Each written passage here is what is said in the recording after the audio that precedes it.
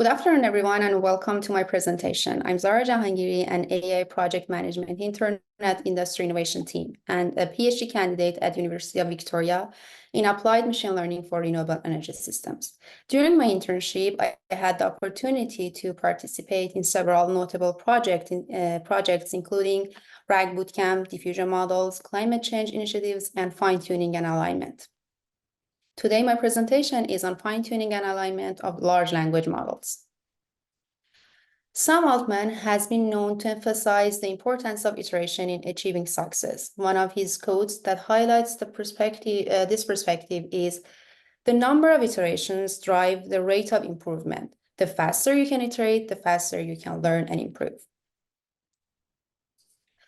Today, I'll be focusing on how design thinking principles have shaped our project journey, which is the most important takeaway of my internship. Design thinking is a human-centered approach to innovation that emphasizes understanding user needs, challenging assumptions, and iterating on ideas. When we started the fine-tuning and alignment project, we just had a goal and knew the format. Our project is designed as a use case based with a bootcamp format. We've structured workshops to facilitate collaborative learning and problem solving. For technology, we started by literature review that allowed us to leverage existing research and methodologies to inform our approach. We've developed content based on insights from sponsor companies who were the prospect participants to the bootcamp. Through iterative interviews, we constantly refined our content, and as we progress through the presentation, you will see how design thinking principles have influenced every aspect of our project journey, driving innovation and problem solving. Let's explore each of these elements in more details. We started just with a vision. As you know, generative AI and large language models are at the forefront of AI development, driving innovations in how machines understand and generate human language. These models are initially trained on vast data sets in a general context before being fine-tuned for a specific task. Problem with the generated content of pre-trained LLMs are inaccurate content and unfaithful content. Why fine-tuning AI models? Well, we will use fine-tuning to enhance LLM's performance. LLMs work like word predictors.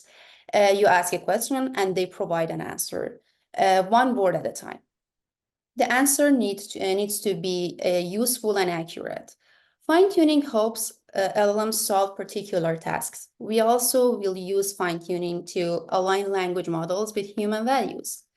Alignment goes beyond task solving. It ensures AI assistants are helpful, truthful, and transparent, and it bridges the gap between mathematical training and human social expectations.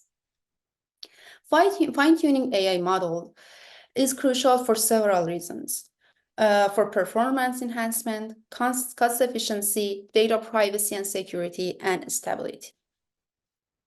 So our strategy was to design the project iteratively by exploring methodologies and state of art of LLMs, identifying challenges and opportunities in industry adoption, and defining overall scope of the project.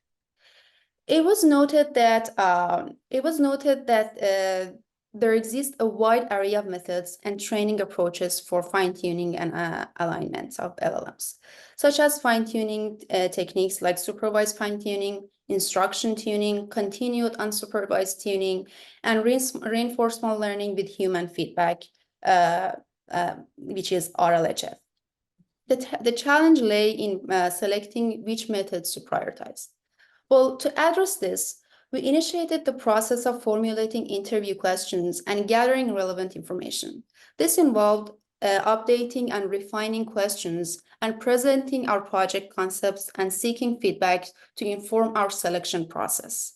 Throughout this process, we were able to identify challenges and opportunities in industry adoption and define overall scope of the project. As previously mentioned, our decision-making process heavily relies on the responses gathered from interview questions and the identified needs and interests within the industry.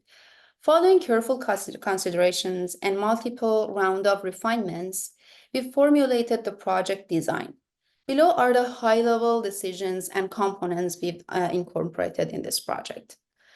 Dual level of abstraction. We had two levels of abstractions. First, detail, which focus on learning and acquiring knowledge. The second level of abstraction is advanced methods, which is employing higher level modules and quicker applications of the modules. Iterative content refinement. We identified specific use cases and tailored the content accordingly, emphasizing alignment with fine-tuning, addressing participants' business problems and providing mathematical translations. For example, integrating sentiment analysis to enhance consumer satisfaction.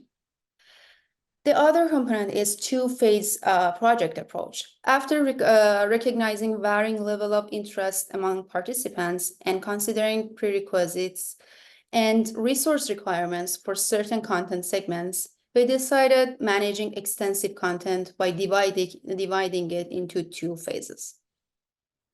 We also incorporated feedback from previous boot camps by extending workshops duration from 1 hour to 3 days, and also increasing facilitator meetings to 3 sessions to review participants' use cases and address their issues.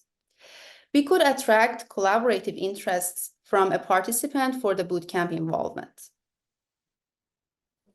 Finally, after traversing through the design phase, the content and project designs have been finalized and we move to the execution phase. I briefly outlined the content formation.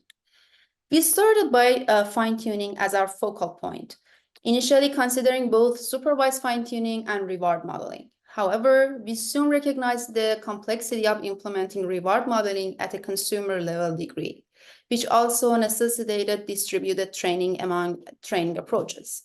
Consequently, we opt to focus on supervised fine-tuning and its subcategory, which is instruction tuning.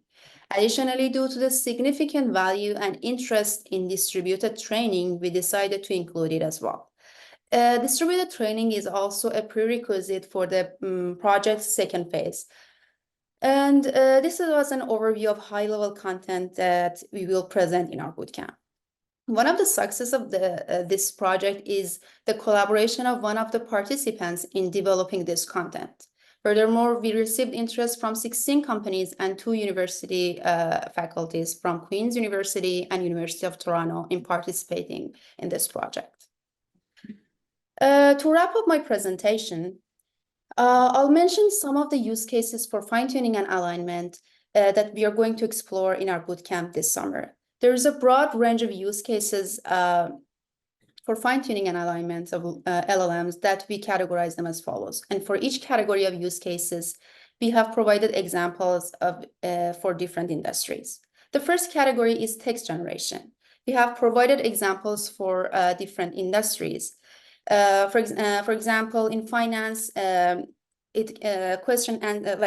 the subcategory of the text generation is question answering that in finance, its use cases can be enhancing investment advisory and customer support chatbots.